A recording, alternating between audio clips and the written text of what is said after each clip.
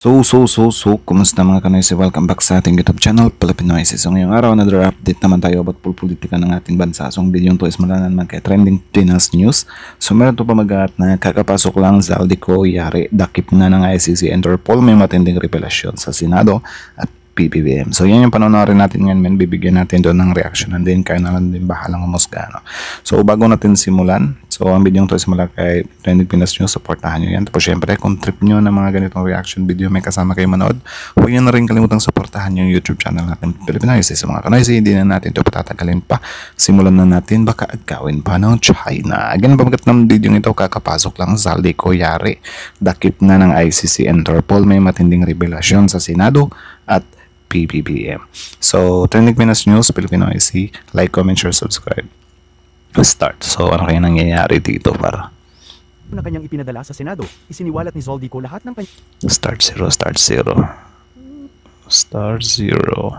Hello mga ka-trending, maligayang pagbabalik sa aking YouTube channel. Grabe, ito ang nakakagulat na balita ngayon. Zaldico wala nang takas huli na sa ibang bansa. Matatandaan na noong Sabado November 14, 2025 matapang na kumanta si Zaldico sa Senate Blue Ribbon Committee kaugnay sa investigasyon sa maanumalyang flood control project sa pamamagitan ng isang video na kanyang ipinadala sa Senado. Isiniwalat ni Zaldico lahat ng kanyang nalalaman. Tinuro niya si Martin Romualdez at PBBM na di umano mga utak sa korupsyon sa flood control projects. Ipinakita din nga niya ang mail maletang pera na dinala niya di umano kina Martin Romualdez at PBBM. Naging kontrobersiyal ang pagkakasangkot ng ating presidente.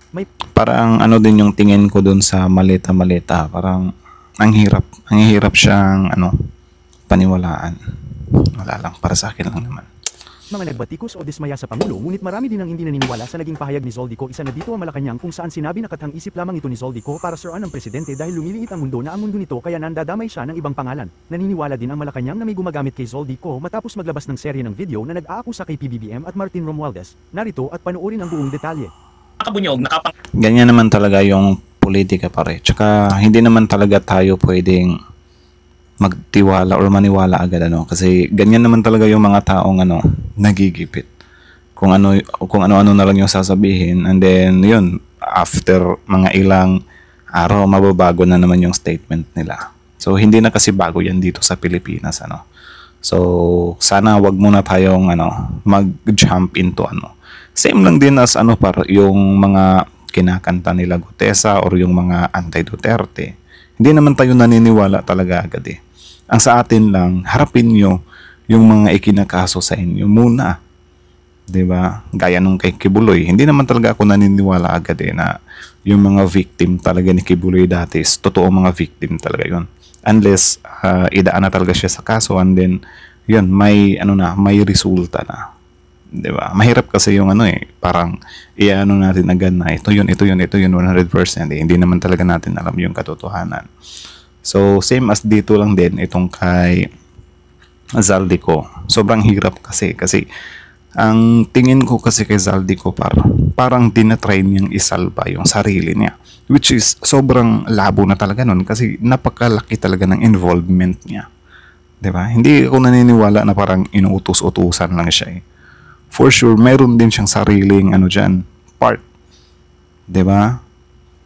Ganyan, parang nililinis niya yung sarili niya Pangalawang video na itong si Zaldico, Pangalawang video niya. Kahapon yung unang part, o yung part 1 daw. O doon sa kanyang part 1, tungkol yon doon sa sinasabi niyang 100 billion insertions na inutos daw ng presidente, ni PBBM mismo. Nakakatawa din yung 100 billion tapos wala siyang part doon. Napaka-imposible talaga Congressman ka, papasok ka sa ganyang mga kabulastugan tapos wala kang kukuning parte. 'Di ba? Nakaabot din daw si Kabunyog Jayan ng live tayo. Dati puro daw siya replay. O yan. Ganit ka agad kita, Kabunyog Jayan Kabunyog Rowena, Encomienda Yanga. Kumusta po kayo dyan sa Washington DC? Reynaldo Gonzales. Ay, kumusta? Kay Brown Manrulan. Yan. Shout out sa iyo, Kabunyog Brown Manrulan. Sa mga viewers din natin sa Facebook, sa Meta, yung mga naka-online nating mga viewers sa Attorney Ricky Tumutorgo Facebook page ko. Ayan, i-greet ko ang mga nandito na mga viewers natin. Nangunguna si Kabunyog Javier Colaway, si Ron Millares, si Kabunyog Elsa Victoriano Nantona sa Las Vegas, USA, si Kabunyog Palix Tolentino na laging nanonood sa atin sa Iloilo, si Benny Lamila, kay Ruel Floro at sa kanyang asawa, kay So, courtesy din kay Cabonyog, Attorney Enzo. Edith Salvidil Valle, kay Renato Bulanos, Elmer Imperial, kumusta po? Ha? Kay Jonathan Abuan Caluza, kay Inday Kuala, kay Julie Ribate sa Kansas City, USA, kay Juanito Yando Cortez. Kumusta na, Kabunyog Juanito Yando Cortez? O yung iba na hindi ko pa nag-greet, pasensya na. Pasensya na. O.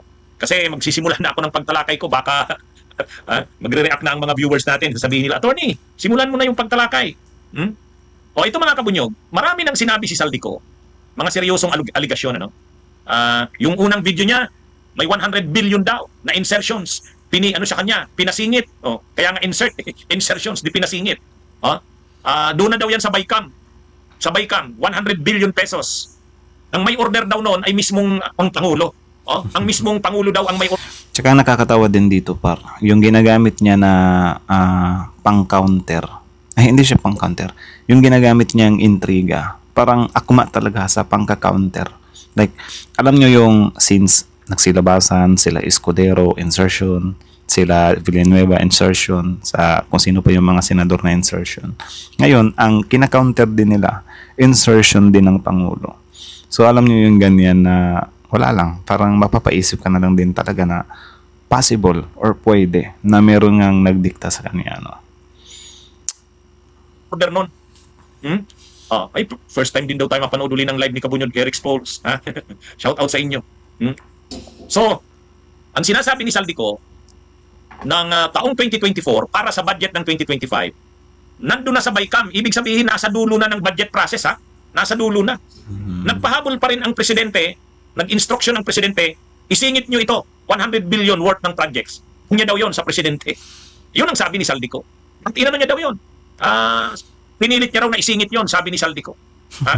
Kung papaniwalaan yon, yung sinabi na yan ni Saldico, napakaswapang na ni Marcos o ni PBBM, ni Marcos Jr. ng presidente. Bakit napakaswapang? Tama. Kung papaniwalaan si Saldico, napakaswapang na yon ni PBBM. Matindi yan. Bakit napakaswapang? Tama yung mga argument, tama yung reactions ng marami. Si Ping Lacson, ganun ang reaksyon. Si Cielo Magno, ganun ang reaksyon. Si Ronald Llamas, ganun ang reaksyon. Ang maraming netizens, kababayan natin, ganun ang reaksyon. Ano ang reaksyon? Bakit naman magsisingit pa ang presidente sa Baycam? Ibig sabihin yung nasa dulo na yan Nasa dulo na yan na process ng paggawa ng budget Parang nasa kung sa basketball, last 3 minutes, nagpahabol ang presidente ng 300 billion na insertions. Anong ibig sabihin nun? Napakaswapang mo. Kasi doon pa lang sa simula, sa NEP, yung paggawa pa lang ng NEP na 6 months halos ang tinatagal, kung gumagawa niya, DBM, kung presidente ka ng Pilipinas, under mo ang Department of Budget and Management, si Secretary Amina Pangandaman, kung may gusto kang ilagay ng mga projects, doon pa lang sa paggawa ng DBM, ginagawa pa lang nila yung National Expenditure Program, NEP. Ipapasingit niya na yan doon. Oo nga, parang, ewan ko lang, pero parang ang labas dito, kung Pangulo ka naman ng Pilipinas talaga, yung, for example lang to sa mga corrupt na Pangulo, parang parang meron ka ng advantage bang tawag, or meron kang some kind, kalimutan ko yung word parang VIP ka, diba? Hindi mo na kailangan ng insertion, kasi bago pa yung insertion na yan, dapat ikaw na yung nauna dun, hindi insertion yung gagawin mo, parang nandun na talaga yun, diba? Or parang ikaw yung nasa pinakaunang listahan, diba? Parang secured ka na, para lang to sa mga kurakot na mga politician na. So parang ang labas dito kasi, bakit yung Pangulo na yan, if ever totoo yung sinasabi mo, bakit mag-i-insertion siya gaya ng pinaggagawa ng mga senador, diba? Ng mga congressman. Sisingit doon sa Kongreso, sa Senado, sa hanggang Baycam, mga kongresista at senador. Yung gusto nila, kulang ako dyan, kukunti sa akin, isingit mo naman to. Diyan nagkakaroon ng mga usapan Diyan nag-aaway-aaway ang mga senador sa kongresista. Paggawa doon na pagdating na kung pinag-usapan na sa Kamara, doon na nagkakaroon ng yan. Yung mga kongresista, pipilitin na niyan isingit yung gusto niya. Pagdating sa Senado, ipipilit din yung gusto nila. Pagdating naman sa Baycam, pahabol ng mga pasingit yan, senador at kongresista pa rin yan. Ang sabi ni Saldico, doon sa Baycam, ipinapasingit ng presidente, 100 billion. Ay matindi yun. Kung gano'n, matindi. Diba? Tapos, yun nga, yung mga allegations na binabato nila, tinodo talaga nila. Diba? 100 billion talaga para hindi ang pantayan nung mga nauna. Ewan ko kung may paglilihis ng issue dito. Diba? Pero ganun yung tingin na ng taong bayan kasi ang Tokwa, sinagad mo talaga ng 100 billion ha, porket presidente. Porket sobrang hirap niyang siraan sa part na yan, kaya isasagat mo ng 100 billion. So ang tanong, paano mo patutunayan yan ngayon? 'Di ba? Need mong patunayan muna yan. Hindi, mahirap kasing parang i-jump agad. Gaya na Senator Bato, parang bumabanat agad. Oh, yung mga kakamping, ba't tahimik kayo ngayon sa expose ni Zaldico, anak ng Tokwa? Alam nga namang i-judge agad yung expose ni 'di ba? Ni Zaldico, hindi naman dumadaan pa sa korte yan eh. 'Di ba? Yung kay Trillanes nga, na sobrang daming sobrang daming ebidensya. Yung mga binibintang ni Trillanes sa inyo, ayaw nyo mang paniwalaan eh. Ng partida may mga ebidensya yun. 'Di ba? Ito pa kayang kay Zaldico na wala pa talagang napatunayan yung mga ebidensya niya. 'Di ba? Hindi pa na-verifika. Tapos gusto nyo agad. Mahalata mo din talaga to si Bato na parang nangiintriga lang eh. Hindi yun. Ibig sabihin, nasa iyo na yung power doon pa lang sa paggawa ng budget, ilinagay mo na yung gusto mo, tapos pagdating na doon sa BICAM, isisingit mo pa yung 100 billion. Yun ang gustong sabihin ni Zaldico eh. Kung gusto niyang palabasin doon, napakaswapang ng presidente ng Pilipinas. Di ba? Kung papaniwalaan si Zaldico. Kung papaniwalaan. Ha? Tapos kanina, nag-live na ako niyan, ang pinakita na naman ni Zaldico, siya daw at yung kanyang mga alalay, si Mark Tiksay at saka si Paul Strada, at saka yung mga drivers niya, at saka mga security niya, sila daw ang nagdi-deliver ng pera papunta kay Romualdez at saka sa Malacanang. Parang lang eh, parang kinatungan niya lang yung yung expose ni Gutesa. 'Di ba? Yun nga lang pinapalabas din ni Zaldico na parang napipilitan lang siya. Napaka-imposible talaga kasi sobrang yaman ng kumag na 'to eh. Tapos napipilitan ka. 'Di ba? May sarili kang kinalaman diyan. Tsaka yun nga, wala pa naman si PBBM. Nandyan naman na si Zaldico, 'di ba? Noon ay pera. Kung natanggap daw sa kabuuan ni PBBM mula dyan sa 100 billion pesos na insertions ay 25 billion. Tama. Yun ang akusasyon ni Zaldico. Yun ang maniniwala pa siguro ako kung babanggitin niya si PBBM. Tapos babanggitin niya rin yung past administration. 'Di ba? Yun talaga. Pero ngayon parang nagiging selective ka. Yari, parang sobrang hirap paniwalaan yan para. Sintro nga kay PBBM yung magdalawang videos na yan ni Zaldico kung napansin nyo.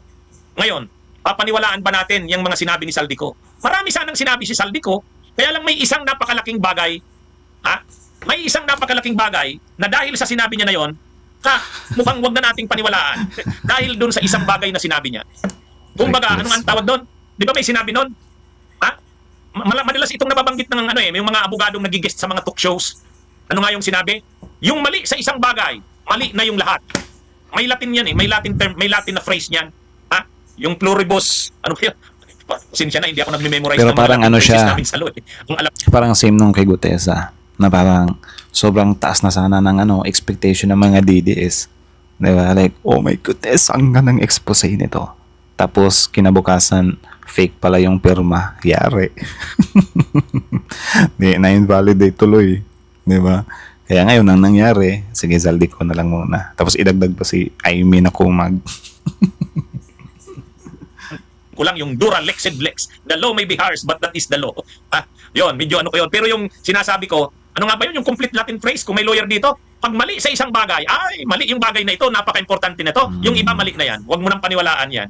Shout out kay Joshua Trinidad the Nars. Pero I think hindi siya ganun ka-accurate na pag magkamali ka is mali na rin lahat, Pero I think yun kasi yung magdi-disbalance, 'di ba? Ng statement mo.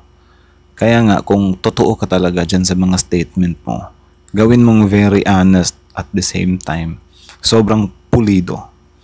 'Di ba? Kaya nga kahit anong tawid ng mga DDS doon sa expose di umano kuno ni Gutesa na kesyo ba peke yung pirma is hindi na rin totoo yung mga sinasabi. Diba? Anak ng Tokwa na yan. Diba? Kung gusto nyo talagang paniwalaan kayo, gawin yung pulido. Hindi yung pabara-bara lang. Kasi syempre, mabibigat yung mga bibitawan yung salita dyan eh. Tapos hindi kayo maging handa. Imposibleng hindi maging handa yun para kasi according kay Marcoleta, kinontak daw siya ni Guteza, correct me if I'm wrong na lang, pero parang kinontak daw siya ni Guteza and then ready na daw yung draft. Ibig sabihin, yung statement na yun, ready na daw. So, ibig sabihin, matagal niyang pinag-isipan yan. Ikaw kung magwi-witness ka, dapat hindi ka magkakamali talaga. Or iwasan mo yung magkamali ka. Kasi, yung lahat ng mata nakatingin sa'yo, mapakalaban man or mapakakampi ninyo, nakatingin yan sa'yo. So, wag mo silang bibigyan na parang, uy, ano to? Magpuputol-putol ako ng pagbabasa dito kasi hindi ko pa ganong kabisa, hindi ko pa something like that. Na parang kulang na lang, turuan ka pa ng ng ibang tao sa kung ano yung statement na pinagkagagawa mo. Diba? Abot naman dito kay kay Zaldico talaga. Wala naman akong problema dun sa part na binabasa niya. Kasi parang meron din kasi tayong mga netizens dyan na parang ini-invalidate nila na kung totoo ka talaga, ba't ka nagbabasa ng sulat or ng script? Kasi makakatulong din kasi yun para. Diba? Pero dapat tingnan din natin yung part na dapat may binabasa ka na nga. Diba? Huwag na yung parang paputol-putol, pamali-mali pa, gaya nung kay Guteza. Yun nga lang, according dito nga, kay kay Zaldico, di ko alam kung bakit sinagad niya agad, 'di ba? 100 billion agad or yung parang kiniklear niya pa yung sarili niya. Anak ng tokwa naman. Dapat siguro ang ginawa ni gaya ni si Bernardo, ganun din ba yung ginawa niya na parang inaako niya yung kasalanan niya at the same time meron siyang mga pinangalanan kasi sa mga diskaya hindi ganun kiniklear talaga ng mga diskaya yung mga nila na parang napilitan. Ito din si Zaldico, parang ganyan yan din yung point niya na napilitan, wala siyang kinalaman, inutusan. Sobrang hirap kasing paniwalaan pare. Kung ikaw magwi-witness ka, akuin mo rin yung mga kasalanan mo. Huwag mong linisin yung pangalan mo para mas magiging makatotohanan siya.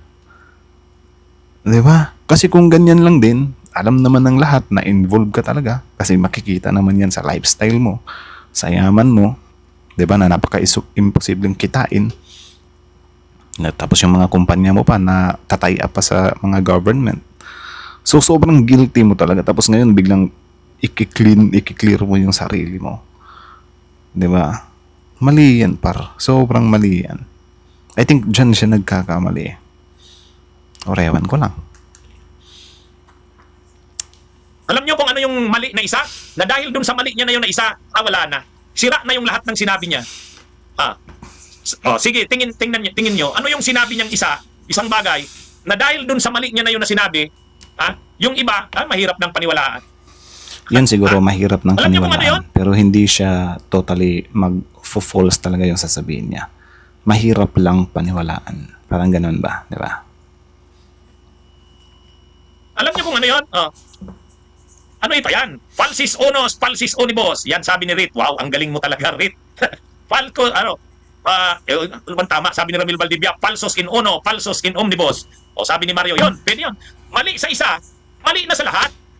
Falsos in uno, falsos in omnibus. Alam niyo kung alin ang mali? Ito na. Siguro may magagalit na sa akin. Sasabihin na nila, sabihin mo na kasi, attorney, ano yung mali na sinabi ni Zaldico na isa, naman mali na yung iba. Oy, ang galing ni Arcilia Buyet, Nakakuha niya, ang sabi ni Arcilia Buyet, yan, saludo ako sa iyo, Arcilia Buyet. 'Di ba? Yun yung isang pinakamalaking pagkakamali ni Zaldico. Ito yun. Nakakuha, nabasa ko yung comment ni Arcilia Buyet, tama. Yan, galing ni Arcilia Buyet, nanunood sa atin. Anong sinabi niya na mali? Yan, tama si Ramil Valdivia. Tama. Ano ba Tama yan? ang inyo. Tama, Raymart J. Cruz. Paano pa natin papaniwalaan tong tao na to? Kung doon pa lang, ito pakinggan nyo. Paano nyo paniniwalaan? Ito yung sinabi nyo. Ito. Ang nag-deliver papunta sa bahay nila Pangulong Bongbong Marcos. Wala pong perang napunta sa akin. Diba? Sabi ko sa inyo yan yung problema sa mga witness talaga. Like Guteza.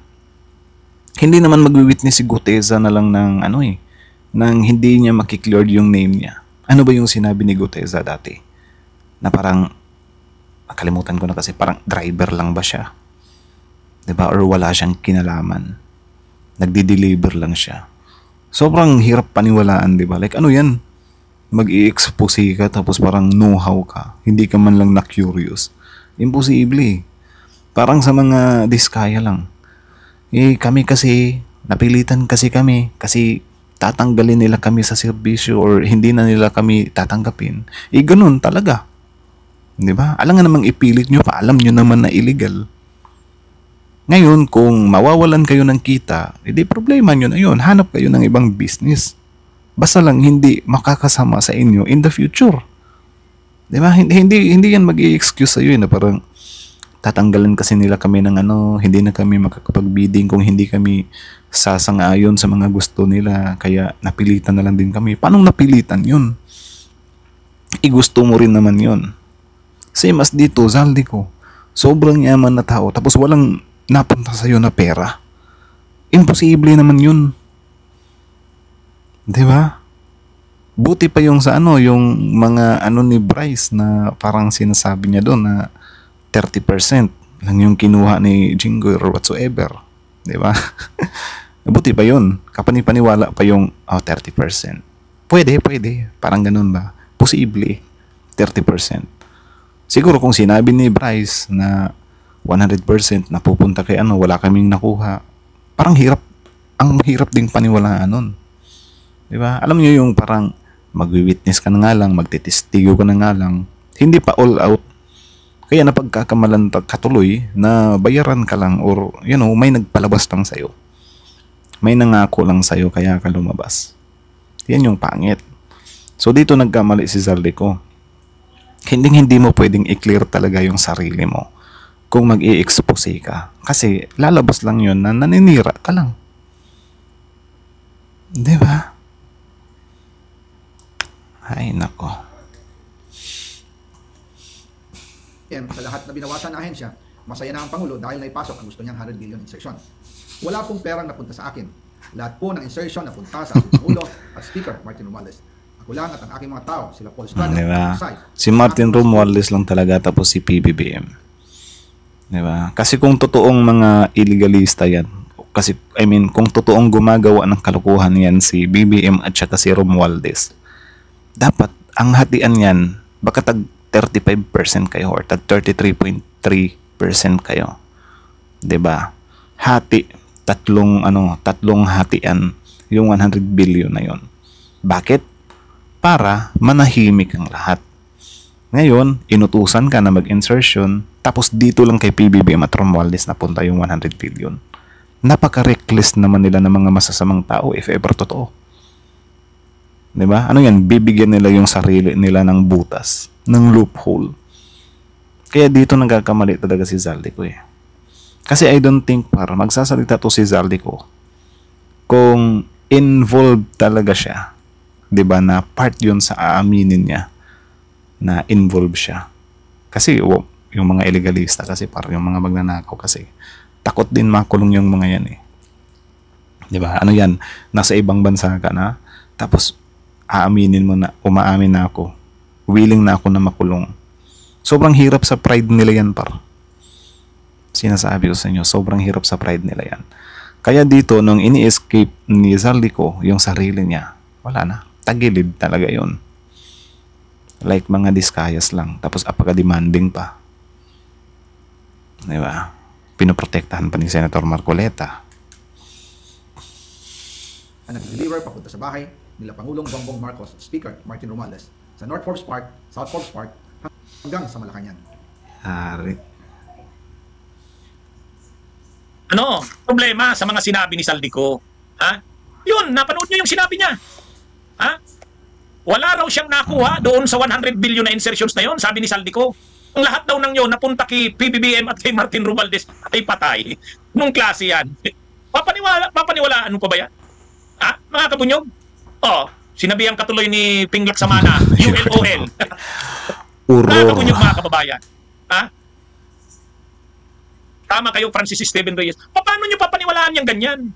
Ang yan eh. Maniniwala kami sa'yo kung nagsisisi ka sa lahat ng mga ginawa mo. Alam nyo itong si Zaldico, pareho ko yan. Hindi kayo parang pareho diba? Parang yung kay Bernardo. Parang saludo pa ako doon eh. Like, naiyak pa talaga siya nung sinabi niya, diba, na parang pinagsisisihan ko talaga yung mga pagkakamali ko. Pasensya na kung ito yung nagawa ko. Ano yung ganyan parang admitted ka talaga. 'Di ba? May repentance ka talaga. 'Di ba? Like wala kang pakik sa ano kasi. Kung totoo kasi na witness ka which is involved ka rin. Kung totoo ka lang talaga sa sarili mo. Wala ka nang pakipar kung ma-absuelto ka or hindi. Dapat wala ka nang paki doon. Kasi repentance na nga nagsisisi ka na nga, 'di ba? Gusto mo nang itama yung pagkakamali mo. Dapat accept mo lahat ng consequences. Hindi pwede yung parang aminin ko to, pero dapat ito yung kondisyones, ito yung kondisyones. Like sa mga diskaya, may mga kondisyones pang marami. 'Di ba? Tapos ito din kay Zaldico. Yung kay din, kay Gutesa din. Anak ng Tokwa, mga witness na mga playing safe. Ay, nako. Seminarista dati. Sa totoo lang. Una, pareho kami niyan Bicolano. Pangalawa, pareho kami dating Sayang. seminarista. Ha? Ako dating seminaryan ako Clarician. Sa Tandang Sura ako. Clarician seminaryan. Magpapari sana ako itong si Saldico, ganun din yan. Dating seminarista. Ngayon, May reason talaga kung hindi na, sabi ni bakit Ruel hindi naging seminarista kasi baka kawawa yung mga donation. Sisito, buti naman ngayon naliwanagan ka na, attorney. Sus naman. Kayo naman. Alam nyo naman ako. Wala akong hindi ako panatiko Ina-analyze ko ang mga bagay-bagay. Nakuha nyo. Kung anong dyan nakikita natin. Ito mga kabunyog, mga kababayan. Ano mo papaniwalaan yung ganun? Sinong maniniwala sa'yo na wala kang nakuha? Ibig sabihin ito, mga kabunyog, mga kababayan. Wala itong plano na ibalik ang ninakaw niya. At wala itong planong panagutan Yun din. ang kanyang ginawa. Walang planong ibalik Si yung mga ninakaw niya. Dito siya nagkakamali talaga ng sobra. Siguro kung ang ginawa niya, all out talaga siya, like willing siyang mabulok sa bilangguan or kahit malesen lang yung sentensya niya. Tapos broke na siya pag labas niya kasi yun nga isusurrender niya yung mga ill-gotten wealth niya or yung mga pera na na-acquire niya sa pangungurakot or sa tie-up niya sa government. Baka doon, mas mahihirapan tayo na yung admin sa part na yun. 'Di ba? Kasi yung tao kasi, parang sinasabi niya talaga na kami lahat, 'di ba? Involved kami lahat. Pero kung yung ganito, na parang ini-escape mo yung sarili mo, abay, iba yan. Ay pagka ganyan, bakit mo papaniwalaan yan? Bakit mo papaniwalaan yan? Yun na nga yun. Mga kabunyog, mga kabayan. Napakasinungaling yan Yung ganyan. Mabuti sana kung mga tulad nila Bryce Hernandez. Sila Bryce Hernandez, tinanggap nila Bryce Hernandez. Handa actually sila Bryce Hernandez, talagang Si Alcantara din. Ibabalik nila yung mga Todo deny din yung kumag. mga nakuha nila. O syempre yung mga naging rin nila, hindi na nila babayaran yon yung mga natalo nila sa casino. Pero at least yung mga yung isang sasakyan binalik na ni Bryce Hernandez. Yung mga deposito siguro sa bangko ibinalik. At inamin nila na mali yung ginawa nila. Kahapon nga, si Roberto Bernardo naiyak. Nagsisisi siya sa mga ginawa Yun niya. talaga si Roberto Bernardo talaga. Yung nakikita ko na nagre-repent talaga, like sobrang hirap din talagang sobrang hirap din talagang hindi paniwalaan yung mga statement niya kasi yun nga, may repentance kasi siya may pagsisisi kasi siya. 'Di ba? Tsaka yun nga, I think tanggap niya na yung fate niya. Siguro ang humila sa kanya papunta diyan is yun nga, yung love of family niya, 'di ba, na parang napagtanto niya na mas madadama yung family ko kung hindi ako susuko. Mas mahuhusgahan sila. 'Di ba? So, para ganyan, itatama ko na lang. Yung kay Zaldico iba. Yung 100 billion, wala akong nakuha doon. Si Zaldico lang at PBBM. Anak ng Tokwa. Siguro may usapan na rin kung anong mangyayari doon sa mga perang ninakaw niya, ibabalik. Pinag-usapan yan kahapon sa hearing. At least yung mga yon, sila Bryce Hernandez, tanggap nila na mali yung ginawa nila, nagsisisi sila, willing silang mag-cooperate na, ituro na yung mga, tapos ibabalik nila kung ano pa man ang nandyan na natira. Itong si Saldico, ang lakas ng loob mong ituro ang kung sino-sino, tapos pagdating mo, Diba? sasabihin mo, ni piso, wala kang nakita, wala kang natanggap. playing kang binulsa safe. kahit piso. Kaya nga So, pumayat ka ng todo kasi sobrang nai-stress ka Hindi mo na mahanap yung way out. Di ba? So tapusin muna natin dito kasi may lakad pa tayo, no? So gawa na lang natin to ng part 2 siguro. So ang video to is mula kay Trending Pinas News, supportahan nyo yan. Tapos syempre courtesy din kay Attorney Enzo Recto, supportahan nyo rin yan. Kabunyog. So panoorin nyo rin yung mga vlogs niya para sobrang dami nyo talagang matutunan, ano? Ito yung parang nagpapabroad ng natin usaping mga ganito. So dati pa naman parang naano ko na din nung sinabi ni Zaldi ko kasi na parang wala daw siya natanggap. So parang I think oo naman. Pwede din 'yon na kapag ka magkamali ka ng isa, baka yung lahat ng sasabihin mo hindi na totoo. 'Di ba? Kumbaga hindi naman talaga siya ganun ka-absolute na hindi na totoo yung lahat ng sasabihin mo. Pero parang ang magiging labas niyan is sobrang hirap ng paniwalaan yung iba. 'Di ba? So sana sa mga witness talaga maging truthful talaga kayo kasi ewan ko ba ano yung purpose dyan sa mga pag-aano ng law natin na gumaganyan, whole truth, only the truth, the whole truth, something like that, pag ganyan pa sa Bible. Pero every time naman na may magsasabihin yung mga resource person, mga witnesses, nagsisinungaling naman sila nung una. Diba? So sobrang hirap niyang paniwalaan talaga. So dito, medyo pumalpak sa part yung mga DDS ba? Hindi. Si Zaldi ko. Kasi parang sinususpechahan kasi nila si Zaldi ko na baka pinalabas lang ng kabila or parang ginawan siya ng way out. 'Di ba? Way out ng kabila or may tumulong sa kanya para meron siyang escape. 'Di ba? Matakasan niya yung mga ibinabato sa kanya. Pero kita nyo naman hindi talaga papayat yan ng ganyan. 'Di ba? Kung hindi, guilty yan. Dapat at first, hindi na lumipad yan. 'Di ba? Kasi kung hindi ka talaga guilty, yung takot, wala yan 'Di ba? Siguro, konti, matatakot ka. Oh my God, ito na. Bakit ako nahandong sa ganitong part? Pero kung ganyan, maiipit ka na. Tapos lilipad ka pa ng ibang bansa, may stress ka, papayat ka, 'di ba? Na parang nagpapakondisyon ka pa or naghahanap ka pa talaga ng way out. 'Di ba? Kasi supposed to be kung hindi ka involved talaga, yung way out mo nandiyan 'Di ba? Yun nga lang, nasobrahan, too good to be true masyado. Yung ginawang way out ni Zaldi ko. Di natin in-expect yun na parang I think gusto niya talagang manatiling kumag Ayaw niya talagang pagsisihan yung mga ginagawa niyang kasalanan. Kaya nga ito si Bernardo, doon ang kakainis talaga yung ginagawa niya. Pero parang yun nga, kalaunan, parang na-realize din natin na okay, tao lang din nagkakamali. 'Di ba? Kung pinagsisihan, sino ba naman tayo? Nagpapatawad nga yung Diyos, tayo pa kaya? 'Di ba? So parang yun lang talaga yung nakikita ko na sincere. Yung kay yung kay Bryce naman kasi, though medyo nasa point na tayo na paniniwalaan natin si Bryce. Pero si Bryce kasi, parang nagpipigil pa siya 'di ba? Parang alam nyo yung totoo, mafe-feel mo na totoo yung ibang sinasabi niya.